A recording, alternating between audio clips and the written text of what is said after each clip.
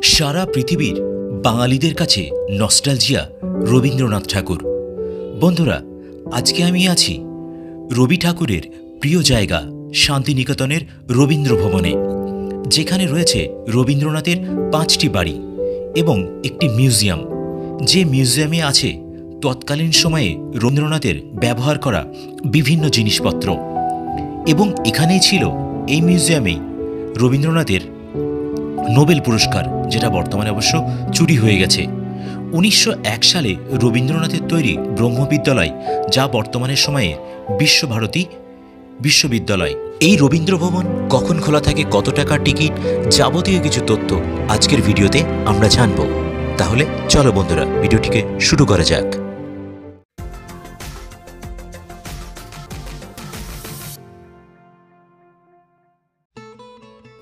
রবীন্দ্রনাথের ভীষণ প্রিয় জায়গা এই ছাতিমতলা।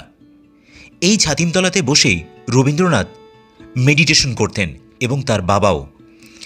এই ছাতিমতলাতে 2টো ছাতিম গাছ ছিল, সেই অনুযায়ী নাম এর ছাতিমতলা। এর প্রায় 20 বিঘা মতো জায়গা রয়েছে এবং এই ছাতিমতলার ঠিক উল্টো দিকে রয়েছে রবীন্দ্র ভবন, যেখানে আমি এবার যাব।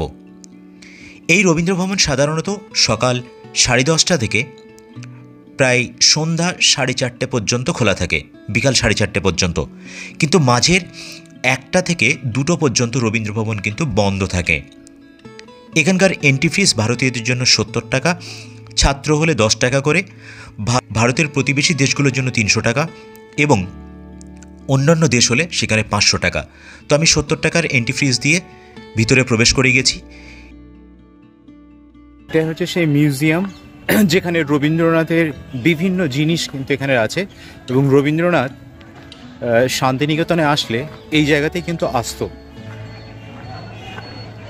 এবং এখান থেকে কিন্তু নোবেল চুরি হয়েছিল।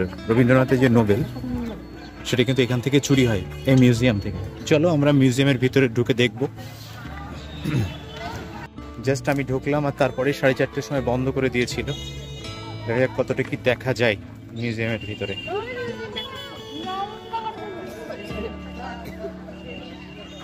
এটা মিউজিয়ামের মেন এন্ট্রান্স, দেখতে পাচ্ছ সব জুতো খুলে ঢুকতে হচ্ছে।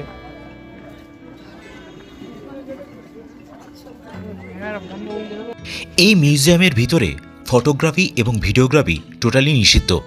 তার জন্য আমি তোমাদের বোঝার সুবিধার জন্য কিছু ইন্টারনেট থেকে ছবি সংগ্রহ করে এখানে দিলাম। এই মিউজিয়ামের ভিতরে রবীন্দ্রনাথের সমস্ত কিছু আছে, তার ব্যবহৃত জিনিস, তার ছোটবেলা, তার যৌবন, তার শৈশব এবং পৃথিবীর বিভিন্ন প্রান্ত থেকে পুরস্কার, তার বংশতালিকা, সমস্ত কিছু এই মিউজিয়ামে দেখতে পাবে রবীন্দ্রনাথের। মিউজিয়াম যেখান থেকে বেরোলাম, ওই মিউজিয়ামে ক্যামেরা করা নিষেধ ছিল, তাই ভিডিও করা যায়নি।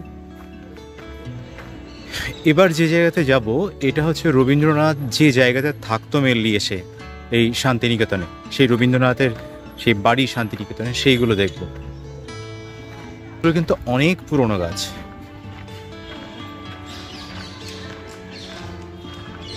দেখতে পাচ্ছ বট গাছের কেমন ঝুড়ি নেমেছে, কতটা পুরাতন বট গাছগুলো। কলকাতার জোড়াসাঁকোর ঠাকুরবাড়িতে রবীন্দ্রনাথের শৈশব কাটলেও রবীন্দ্রনাথের বেশিরভাগ সময়ই কাটিয়েছেন এই শান্তিনিকেতনের রবীন্দ্র ভবনের বিভিন্ন বাড়িতে। তো চলো এবার রবীন্দ্রনাথের বাড়িগুলো এক এক করে দেখা যাক। প্রথমে যে বাড়িটি দেখব, উদয়ন। এই বাড়িটি অবশ্য রবীন্দ্রনাথের ছেলে রথীন্দ্রনাথ ঠাকুর তার তৈরি, এবং তিনি এটি বাবাকে দিয়েছিলেন উপহার হিসেবে। রবীন্দ্রনাথ তার জীবনের অনেকটা সময় এই বাড়িতে কাটিয়েছেন। এই বাড়ির ভিতরে প্রবেশ করা যায় না, তাই বাইরে থেকেই সমস্ত কিছু দেখতে হয় পর্যটকদের। এই বাড়িটা হচ্ছে, এটা রবীন্দ্রনাথের দ্বিতীয় বাড়ি। এটা রবীন্দ্রনাথের ছেলে এই বাড়িটা তৈরি করে রবীন্দ্রনাথকে গিফট করে। দেখতে পাচ্ছ অনেকটা ফাঁকা জায়গা এখানে।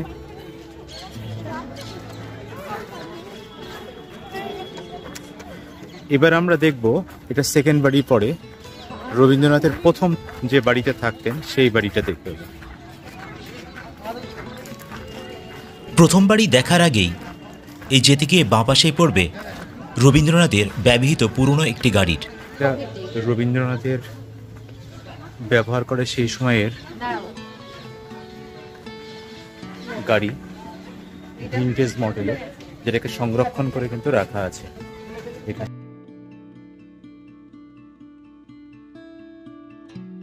এই যে হলুদ রঙের যে বাড়িটা দেখা যাচ্ছে, এটা হচ্ছে রবীন্দ্রনাথের প্রথম বাড়ি। কোণার্ক রবীন্দ্রনাথের প্রথম বাড়ি। এই বাড়িটিতে বিশেষত্ব হল এর ছাদগুলোর উচ্চতা বিভিন্ন ধরনের, এবং এই বাড়ির ভিতরে সিমেন্টের খাট, সিমেন্টের টেবিল, বিভিন্ন ধরনের কিছু আসবাবপত্র রয়েছে। এবং রবীন্দ্রনাথ এখানে বিভিন্ন ছাত্রছাত্রীদের নিয়ে নাটকের আসর বসাতেন বা মহড়া চলতো এখানেই। কিন্তু 5টা বাড়ি আছে রবীন্দ্রনাথের। দেখুন কোণার্ক সম্পর্কে কিন্তু এখানে ডিটেলস দেওয়া আছে। কোণার্ক,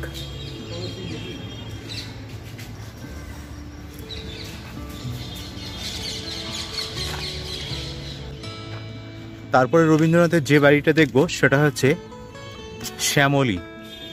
এখানে 5টি বাড়ির মধ্যে একমাত্র এই শ্যামলী বাড়িটি ছিল মাটির তৈরি, এবং রবীন্দ্রনাথের যখন অন্য বাড়িতে থাকতে ভালো লাগতো না তখন তিনি এই মাটির বাড়িতে এসে থাকতেন। নেক্সট পুনশ্চ ভবন। এই বাড়িগুলোর নাম কিন্তু সব রবীন্দ্রনাথেরই দেওয়া।